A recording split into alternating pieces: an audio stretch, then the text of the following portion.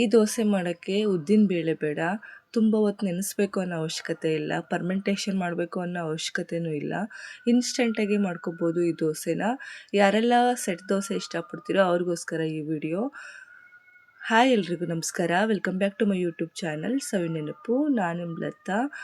ಯಾರೆಲ್ಲ ಹೊಸ್ತಾ ನನ್ನ channel ನೋಡ್ತಿರೋ please ನನ್ನ ಚಾನಲ್ನ ಸಬ್ಸ್ಕ್ರೈಬ್ ಮಾಡ್ಕೊಂಡು ನೋಡಿ. ನೀವು ಸಬ್ಸ್ಕ್ರೈಬ್ ಮಾಡೋದ್ರಿಂದ ನಾನು ಹಾಕೋ ಎಲ್ಲ ವಿಡಿಯೋನ ನಿಮಗೆ ಬಂದು ಸೇರ್ತವೆ. ಇವತ್ತು ನಾವು ಸೆಟ್ ದೋಸೆನ ಅದು ಇನ್ಸ್ಟೆಂಟಾಗಿ ಹೇಗೆ ಮಾಡೋದು ಅಂತ ನೋಡೋಣ.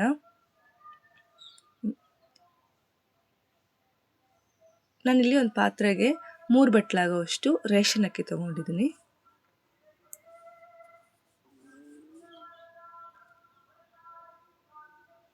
ಮೂರು ಬಟ್ಲೆ ರೇಷನ್ ಅಕ್ಕಿನ ಚೆನ್ನಾಗಿ ನೀರು ಹಾಕ್ಕೊಂಡು 1-2 ಸರಿ ಚೆನ್ನಾಗಿ ತೊಳ್ಕೊಂಬರ್ತೀನಿ. ನೋಡಿ, ಇವಾಗ ತೊಳ್ಕೊಂಬಂದಿದ್ದೀನಿ. ಇದನ್ನ ಸೈಡಲ್ಲಿ ಇಡೋಣ. ಈಗ ಇನ್ನೊಂದು ಬಟ್ಲಲ್ಲಿ, ಅದೇ ಬಟ್ಲಲ್ಲೇ 1 ಬಟ್ಲಾಗೋವಷ್ಟು ಅವಲಕ್ಕಿ ತೊಗೊಂಡಿದ್ದೀನಿ.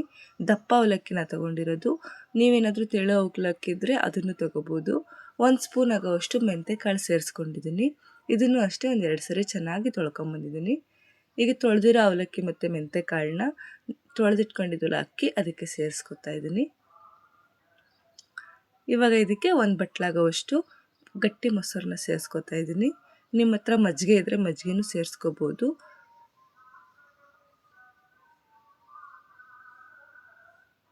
ಮಜ್ಜಿಗೆನೇ ಹಾಕ್ಕೋತೀವಿ ಅನ್ನೋದಾದರೆ ನೆನೆಸೋಕ್ಕೆ ನೀರು ಹಾಕೋದ್ರ ಬದಲು ಫುಲ್ ಮಜ್ಜಿಗೆಯಿಂದಲೇ ನೆನೆಸ್ಕೊಳ್ಳಿ. ಇವೆಲ್ಲ ನೆನೆಯೋಕ್ಕೆ ಎಷ್ಟು ನೀರು ಬೇಕೋ ಅಷ್ಟು ನೀರನ್ನು ಸೇರಿಸ್ಕೊಂಡು ಚೆನ್ನಾಗಿ ಮೊಸರು ಎಲ್ಲದಕ್ಕೂ ಕೂಡ್ಕೊಳ್ಳೋ ಥರ ಕೂಡಿಸ್ಕೊಂಡು 3 ಗಂಟೆ ನೆನೆಸೋಕ್ಕೆ ಬಿಡೋಣ. 3 ಗಂಟೆಗೆ ಅಕ್ಕಿ ನೆನಿಬೇಕು. ಅಟ್ಲೀಸ್ಟ್ 2 ಗಂಟೆನಾದರೂ ನೆನೆಸ್ಬೇಕು. ಹಾಗಾದಾಗ ದೋಸೆ ಚೆನ್ನಾಗಿ ಸ್ಪಾಂಜಿಯಾಗಿ ಬರ್ತವೆ. ನೋಡಿ, ನೆನೆಯೋಕ್ಕೆ ಎಷ್ಟು ಬೇಕೋ ಅಷ್ಟು ನೀರನ್ನು ಸೇರಿಸ್ಕೊಂಡು ಒಂದು ತಟ್ಟೆ ಮುಚ್ಚಿಟ್ಟು 3 ಗಂಟೆ ನೆನೆಯೋಕ್ಕೆ ಬಿಡ್ತಾಯಿದ್ದೀನಿ. ನಾವು ಬೆಳಗ್ಗೆ ಎದ್ದ ತಕ್ಷಣ ನೆನೆಸ್ಬಿಟ್ಬಿಟ್ರೆ ಆರಾಮಾಗಿ ನಾವು ತಿಂಡಿ ಮಾಡೋ ಟೈಮಲ್ಲಿ ನೆಂದೋಗ್ಬಿಟ್ಟಿರ್ತವೆ. ನೋಡಿ, ಈಗ 3 ಗಂಟೆ ಆಗಿದೆ, ಚೆನ್ನಾಗಿ ನೆಂದ್ಕೊಂಡಿದ್ದಾವೆ. ಇವಾಗ ಇದನ್ನ ಮಿಕ್ಸಿ ಜಾರಲ್ಲಿ ನೈಸಾಗಿ ರುಬ್ಕೊಂಬರೋಣ.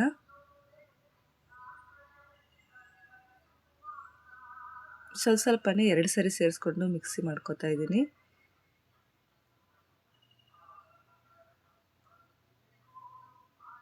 ನೀರು ಹಾಕೋ ಅವಶ್ಯಕತೆ ಇಲ್ಲ, ಇದರಲ್ಲೇ ನೀರು ಜಾಸ್ತಿ ಇರೋದ್ರಿಂದ ಇವೇ ನೀರನ್ನೇ ಸೇರಿಸ್ಕೊತಾ ಮಿಕ್ಸಿ ಮಾಡ್ಕೊಂಬರೋಣ.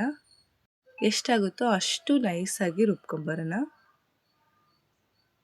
ಈಗ ನೋಡಿ, ರುಬ್ಕೊಂಬಂದಿರೋದನ್ನ ಒಂದು ಪಾತ್ರೆ ತಕ್ಕೋತಾ ಇದ್ದೀನಿ. ಮತ್ತು ಉಳಿದಿರೋ ಅಕ್ಕಿನೂ ಇದಕ್ಕೆ ಸೇರಿಸ್ಕೊತಾ ಇದ್ದೀನಿ. ನಾನು ನೀರೇನು ಸೇರಿಸ್ಕೊಂಡು ರುಬ್ಬಿಲ್ಲ, ಇದೇ ನೀರು ನೆನೆಸಿಟ್ಟಿರೋ ನೀರೇ ಸಾಕಾಯಿತು. ನೋಡಿ, 2 ಸರಿನೂ ಚೆನ್ನಾಗಿ ರುಬ್ಕೊಂಬಂದಿದ್ದೀನಿ.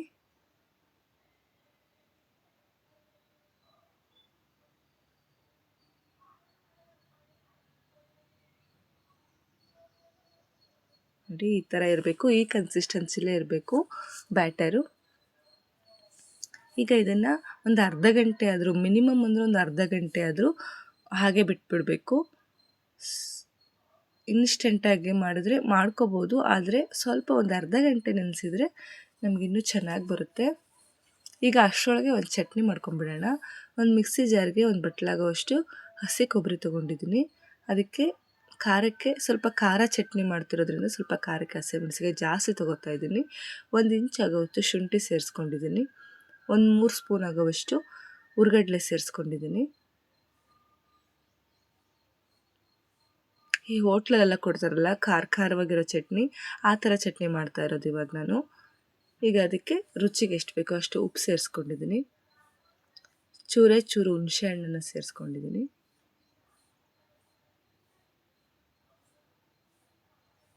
ಒಂದು ಸ್ಪೂನ್ ಆಗೋವಷ್ಟು ಸಕ್ಕರೆ ಸೇರಿಸ್ಕೊಂಡಿದ್ದೀನಿ. ಸಕ್ಕರೆ ಹಾಕಿ ಚಟ್ನಿ ಮಾಡೋದ್ರಿಂದ ಟೇಸ್ಟ್ ಅಂದರೂ ಸೂಪರಾಗಿರುತ್ತೆ. ಮೊದಲು ಇದನ್ನೆಲ್ಲ ಸ್ವಲ್ಪ ನೀರು ಸೇರಿಸ್ಕೊಂಡು ರುಬ್ಕೊಂಡ್ಮೇಲೆ ಸ್ವಲ್ಪ ಕೊತ್ತಂಬರಿ ಸೇರಿಸ್ಕೊಂಡು ಕೊನೆಯಲ್ಲಿ 1-2 ಸರಿ ತಿರುಗಿಸ್ಕೊಬೇಕು. ಹಾಗೆ ಮಾಡೋದ್ರಿಂದ ಚಟ್ನಿ ಇನ್ನೂ ಟೇಸ್ಟ್ ಚೆನ್ನಾಗಿರುತ್ತೆ. ನೋಡಿ, ಇವಾಗ ರುಬ್ಕೊಂಬಂದಿದ್ದೀನಿ.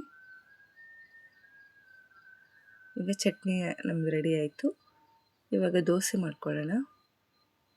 ಈಗ ನಮಗೆ ರುಚಿಗೆ ಎಷ್ಟು ಬೇಕೋ ಅಷ್ಟು ಉಪ್ಪು ಸೇರಿಸ್ಕೊತಿದ್ದೀನಿ. ಯಾವುದೇ ಥರದ ಸೋಡಾ ಗಿಡ ಏನೂ ಸೇರಿಸ್ತಾ ಇಲ್ಲ.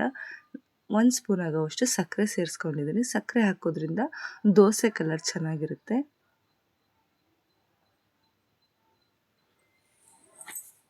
ಚೆನ್ನಾಗಿ ಸಕ್ಕರೆ ಮತ್ತು ಉಪ್ಪು ಚೆನ್ನಾಗಿ ಕರಗೋ ತನಕ ಕಲಸ್ಕೊಳ್ಳೋಣ. ನೋಡಿರಿ, ತುಂಬ ತೆಳವು ಮಾಡ್ಕೋಬೇಡಿ. ಇದೇ ಥರ ಇಷ್ಟೇ ಕನ್ಸಿಸ್ಟೆನ್ಸಿಲಿದ್ದರೆ ನಮಗೆ ದೋಸೆ ಸೂಪರಾಗಿ ಬರ್ತವೆ. ಈ ದೋಸೆ ಮಾಡೋಕ್ಕೆ ನಮಗೆ ಒಂದೇ ಒಂದು ಹನಿ ಎಣ್ಣೆನೂ ಬೇಕಾಗಲ್ಲ. ಒಂಚೂರು ಎಣ್ಣೆ ಹಚ್ಚಿದಂಗೆ ಈ ದೋಸೆ ಮಾಡ್ಕೋಬೋದು.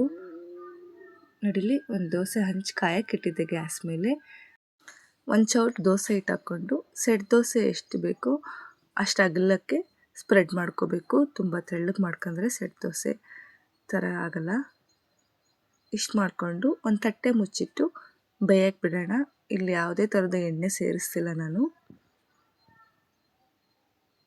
1-2 ನಿಮಿಷ ಬೇಯಿಸ್ಕೊಂಡ್ರೆ ನೋಡಿ, ಇವಾಗ ದೋಸೆ ಚೂರೂ ಹಿಡ್ಕೊಳ್ಳಲ್ಲ, ಹಾಗೆ ಚೆನ್ನಾಗಿ ಎದ್ದೇಳ್ತವೆ. ನೋಡಿ ಇಲ್ಲಿ ಯಾವ ಥರ ಕಾಣಿಸ್ತಿದೆ ಕಲರು, ವಾವಲ್ಲ.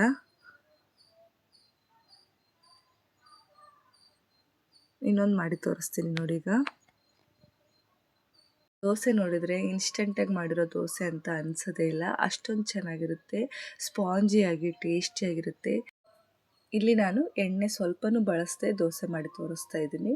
ನೀವು ಬೇಕಿದ್ರೆ ಹಾಕ್ಕೋಬೋದು, ಆದರೆ ಯಾವುದೇ ಥರದ ರುಚಿಲಿ ಏನು ಚೇಂಜಸ್ ಆಗಲ್ಲ.